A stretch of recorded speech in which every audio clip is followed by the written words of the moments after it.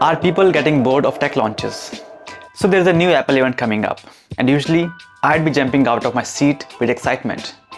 But you know what? Lately I've been feeling kind of a meh about it. And it's not just about Apple. Even when there are product launches from Meta, Google, Dyson or Sony, people are not just excited anymore. But what's going on? Are the companies losing their magic?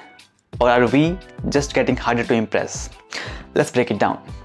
But before we do that, please consider subscribing if you like to watch more content related to design and science behind products. Alright, let's rewind a bit. Remember the days when tech launches were like rock concerts? Steve Jobs would come on stage with that iconic "one more thing" and bam, we'd be blown away.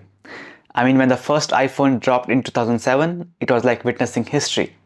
You could touch the screen, swipe to unlock, scroll through your music with a flick of a finger. I mean, it sounds basic now, but back then, it was like seeing the future unfold right before your eyes. And it wasn't just the iPhone. Remember the first iPod? 1,000 songs in your pocket. That tagline alone had people lining up outside the store. Apple wasn't just selling products, they were selling experiences, a new way of interacting with the world. And Apple wasn't the only one riding this wave. Samsung jumped in with its Galaxy series, bringing in larger screens, more customization, and pretty soon the great smartphone war began. Each event was like a battle in a tech war. Apple versus Samsung, iOS versus Android, and we, the consumers, were on the edge of our seats, waiting to see who would come up on the top. Then you had Google stepping in with the Pixel, boasting some of the best camera software and integration. Every launch was packed with promises of something better, faster and smarter. It was an arms race to see who could wow us the most. And for a while, it was exciting. These events weren't just about new gadgets, they were about innovation.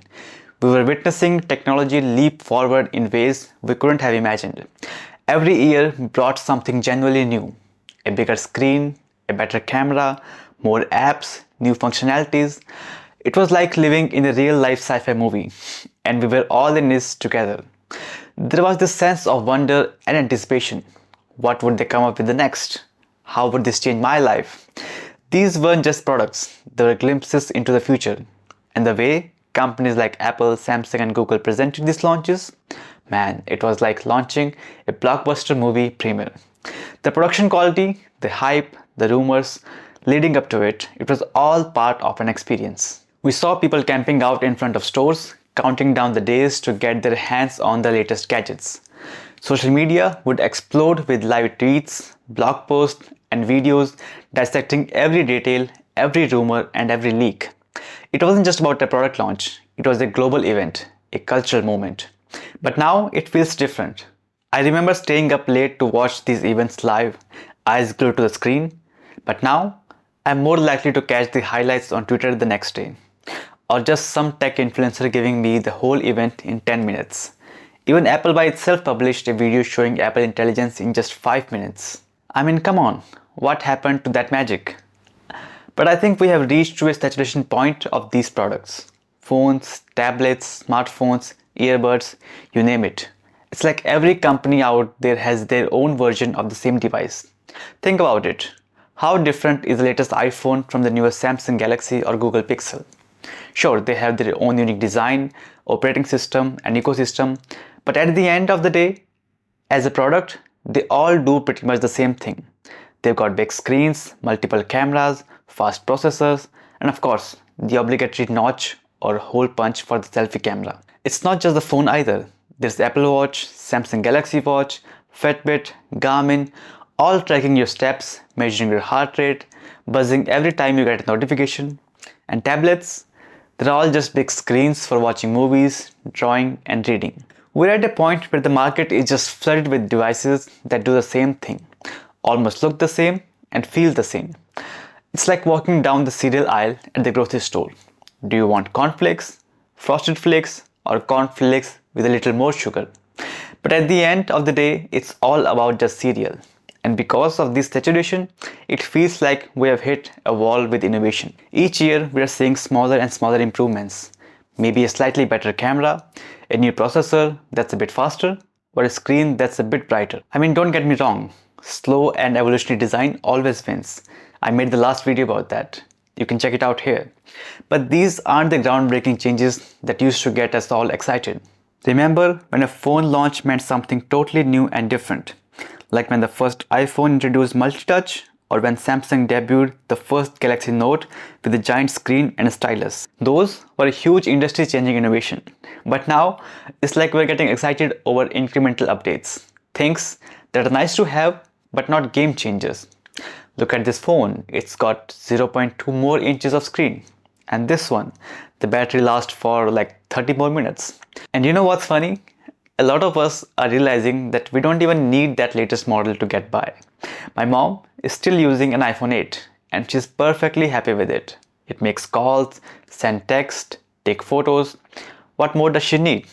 And I think this is where a lot of us are right now. We have hit this point where we are comfortable with what we have. Because it works fine. We have just reached a level of technological maturity where our devices are already pretty damn good. And the new features aren't just enough to make us rush out and buy the latest version. We are saturated with choices. And honestly, it's kind of exhausting. And then the marketing adds on to this exhaustion. Those ads that make you feel like you absolutely need the latest gadget, even though your current one is working just fine. Every year, we see these massive launch events. The lights dim, the music swell, and the CEO walks on stage to thunderous applause. And then the big reveal.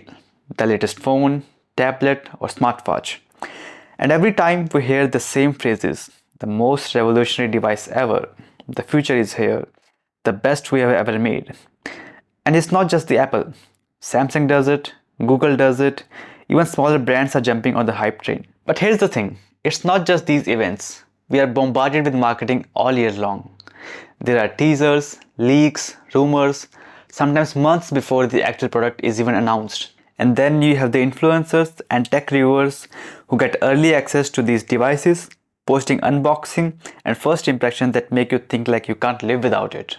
It's like everywhere you look, there's someone telling you that why this new device is a game changer. And it's exhausting. I mean, how many times can something be the most revolutionary before it starts losing the meaning? This constant marketing barrage creates what I call hype fatigue. It's that feeling when you're just over the hype. We are seeing these exaggerated claims so often that they just don't land anymore. And let's not forget about the flops. Do you remember the Google Glass or the first Samsung Galaxy Fold that broke in reviewers' hands? Or Apple's Air Power Mat that just never showed up? When companies overpromise and underdeliver, it adds to our fatigue. So here we are in this weird place where we are being told to get excited. But at the same time, we're tired of being told to get excited. We're realizing that maybe we don't need to upgrade every year. And honestly, that's okay. It's okay to feel this way. It's okay to want more than just another overhyped product. And I think pandemic also played an important role in bringing this feeling out. When COVID-19 hit, it didn't just change the way we lived. It changed everything. Our priorities shifted overnight.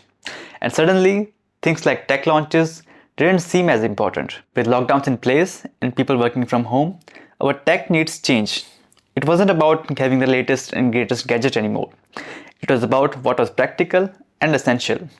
Laptops, tablets, webcams, these became our lifelines for work, school, and staying connected with loved ones. But here's the thing, most of us already had these devices and they worked just fine. We didn't need the newest phone or the latest tablet to get through the day. And then there's the financial impact. Many people faced job losses or pay cuts. Uncertainty was the new normal. And spending hundreds or even thousands on new gadgets, that wasn't high on the list of people's priorities. We were focused on essentials, groceries, rent, healthcare. The idea of dropping big bucks on the latest phone or smartwatch just didn't make sense when so much else was at stake. But tech companies, they didn't stop. They kept rolling out new products, trying to maintain that pre-pandemic hype. Only now, instead of big flashy events, we got virtual launches. And let's be honest, watching a product launch on a live stream from your couch doesn't quite have the same energy as a live event with thousands of cheering fans. The pandemic also made us rethink our relationship with technology. We relied on it more than ever, but in a different way. It wasn't about the specs or the latest features. It was about staying connected, staying informed, and staying sane. Technology became a tool for survival, not a status symbol. And that shift in perspective made a lot of us realize that the endless cycle of upgrading and replacing might not be necessary as we thought it was. For many, this time also highlighted the importance of human connection and real life experiences over the latest gadgets. We saw people spending more time with family, picking up new hobbies, or simply taking a step back from relentless pace of tech consumption. The pandemic didn't just slow down the world, it slowed down our obsession with tech. It made us question the need for constant upgrades and the hype surrounding every new launch. It reminded us that sometimes less is more, and that maybe, just maybe, we don't need to be on the cutting edge to be happy. So, what does all this mean for the future of tech launches?